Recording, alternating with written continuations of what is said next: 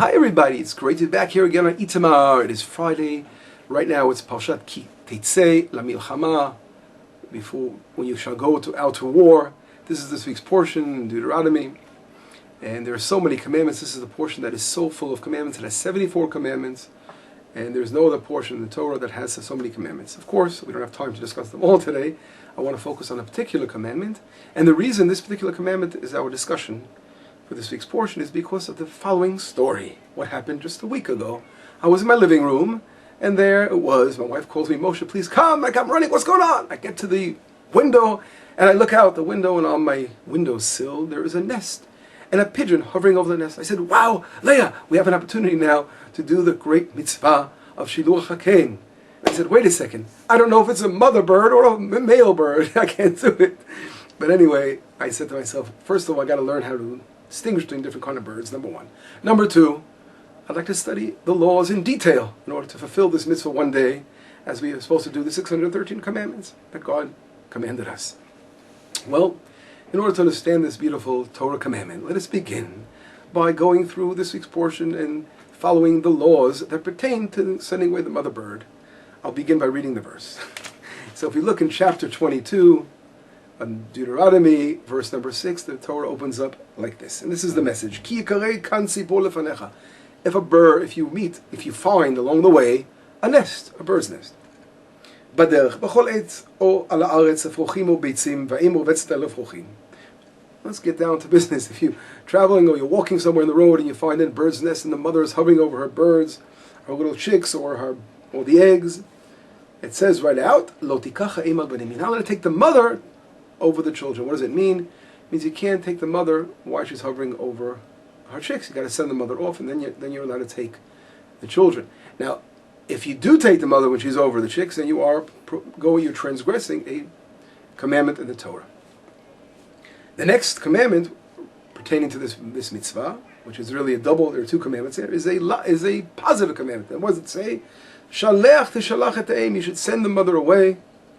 And then you can take the children, and if you do this, the Torah promises leman yitav, you'll be granted with yitav, will be good for you. And you'll have a long life. So this mitzvah is a very special thing that gives you, it's good for you and will grant you a long life. It doesn't say this with all the commandments, but we'll try to get back to that. First, I want to quickly focus on the laws that pertain. How do we actually do this mitzvah and understanding a little bit more detail? In order to do that, we have to examine the oral law. So I mentioned before, a lot of people love Bible. So many people love Bible. They love studying Torah, but they don't understand that if they just study Bible without Talmud, without oral law, they cannot really get a really deep insight into what the Torah means, what the Bible means, because everything is in a concise shorthand, and everything is explained in the oral law. For example, we have the mitzvah of wearing tefillin on our head and our arms. How do we know how to make these things? How do we know that we have to put what parshiot, what portions are written inside each box and how we make them, or the tzitzit, and the list goes on forever. We do not know how to do the mitzvah without really studying the oral law, which was passed down from father to son, from Moshe Rabbeinu on the Mount Sinai, and we understand how to do the mitzvah. It's very simple. And the same thing here. The law of sending the mother over the children is mentioned in the tractate of Chulin. And there the Gemara goes into detail describing what basic laws apply to the bird. And I'd like to mention some of them. Number one, if you go through the verse, and now we'll try, I have it in front of me, the Talmud here. Number one, ki yikarei. What does it mean? In Hebrew, the word yikarei means if it happens. And to be. Like it's something that happens by chance here. A chance event, you came across a bird nest. Now, what do we learn out? A chance event, what does that teach us? It means it comes to distinguish between birds that you've raised. You can't decide, I want to do the mitzvah now of sending out the mother bird, and what I'll do is I'll raise the birds in my nursery in my home, and then I can do the mitzvah. No, it doesn't work that way, buddy. It has to happen by chance, which means God has to set it up for you. Right? You're traveling on the way, and all of a sudden you have this opportunity of doing this mitzvah. That's number one. So that's we learn the word ki yikarei. Kan tzipor, we learn out again. Here I want to teach you a little bit of grammar. Why do we say kan tzipor if the word for kan, really the word is really kain. In Hebrew for nest is called kain. Kuf nun sofit. It means nest. So why is it called a kan tzipor?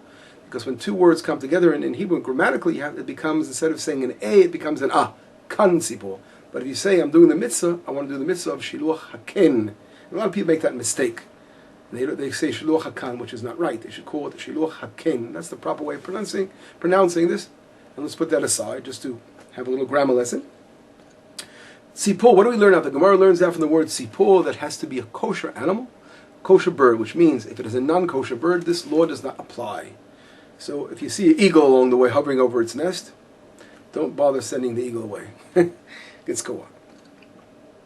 And the Torah continues to teach us, lifanecha. What does it mean, lifanecha? Which means if these birds were once before you, let's say you were a pigeon, you grow pigeons, and your pigeons ran away from you, and they just left you, and they don't come back anymore. And one day you stumbled across one of your pigeons, you had, let's say, a little tag on it even, you could recognize your pigeon, you can do the mitzvah, because it's no longer considered to be yours since it ran away.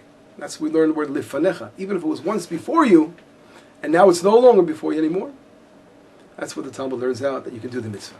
Let's go on. Continues on, the next part of the verse.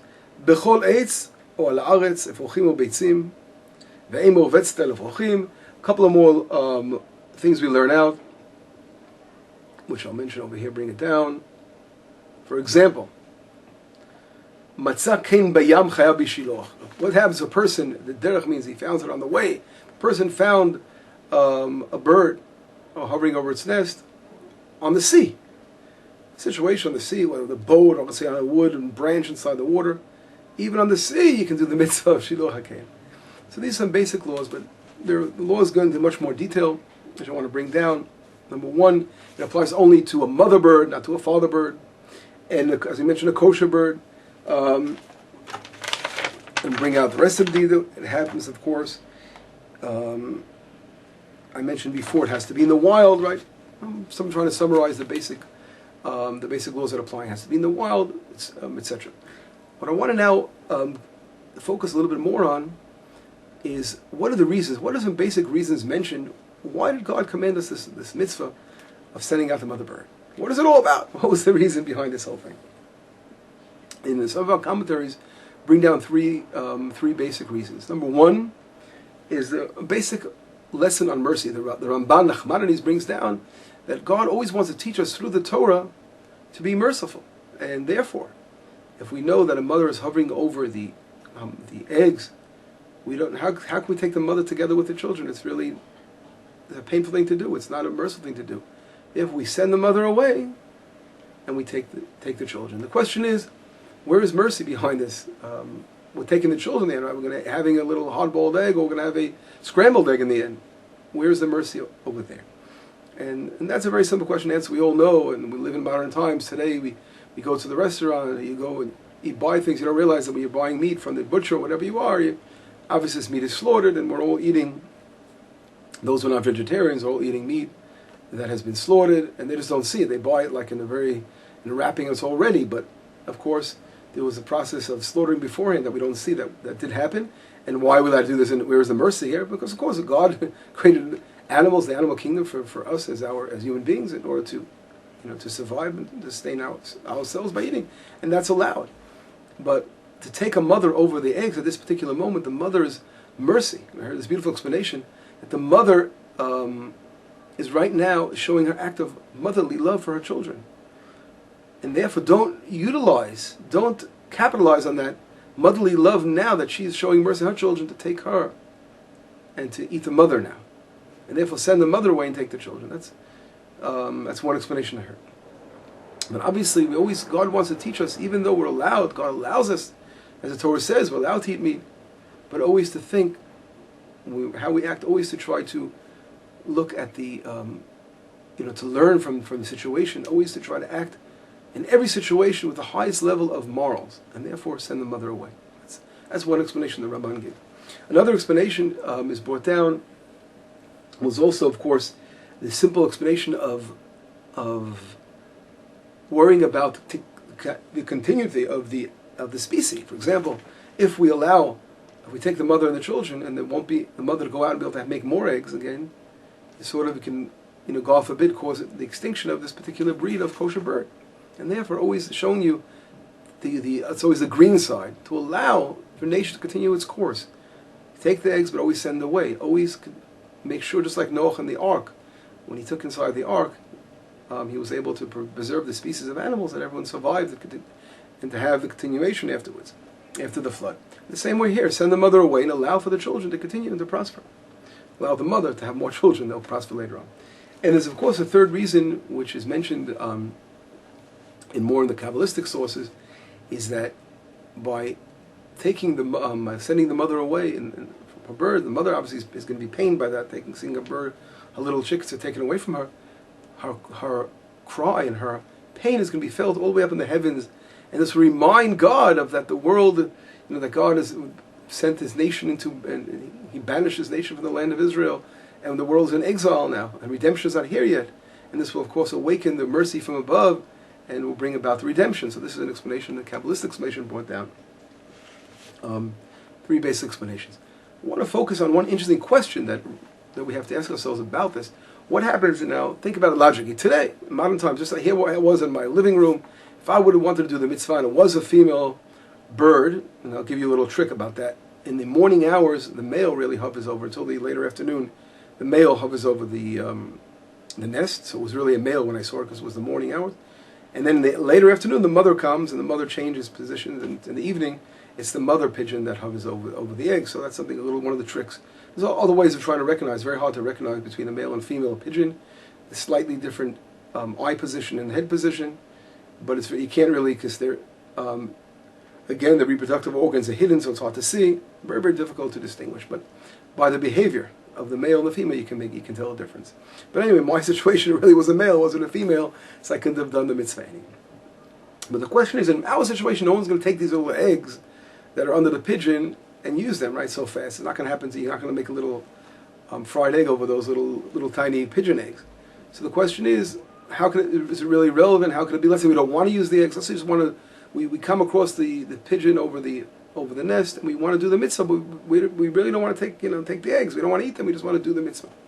So really, there's a couple different opinions brought down in Jewish law, and this is where the great rabbis have written response to trying to again to get to the bottom line of how to do this mitzvah. And there's certain really opinions that only if you really want to eat the eggs, and if you're going to use them for food, then you should really then you could do the mitzvah. If not, you're not going to cause unnecessary pain to the mother if you're not going to utilize the egg. That's one opinion. There are other opinions that say if it comes across a situation that you came across the mitzvah, you're allowed to send the mother away, and the minute you send the mother away, you can leave the eggs there, and the eggs, once they're staying there, the mother will come back later on, and you already did the mitzvah. That's the chochmah. One of the great commentaries, Chacham Tzvi, one of our great rabbis. And there are other opinions that say that even if you don't need the eggs, you can do it. There are different opinions brought down. It's interesting, the Ari HaKadosh, the famous great Kabbalist, the Ari HaKadosh, he talks about a soul that that our souls need to fulfill the 613 commandments. God commanded us with 613 mitzvot, and it's something that we have to, as Jews, we must fulfill all 613 commandments. And if we are missing, there are certain commandments that we don't have to, like, for example, divorce is one of the commands of the Torah, right? To divorce a woman. God forbid we should divorce our wives. But obviously he's not talking about those. He's talking about the commandments that we can fulfill. Those particular commandments that we can fulfill, and that we can fulfill them, and they're good to fulfill them, right?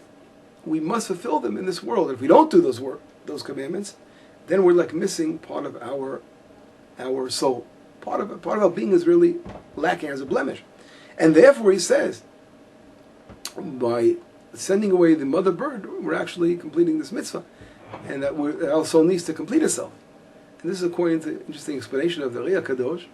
And therefore, even if you don't want those eggs, if you come across a situation according to the Kabbalah, you should do it. And not only that, you should try to find and search out and try to do the mitzvah, because it's very important to complete our souls. So we saw a couple of different directions, again, of how to understand this mitzvah.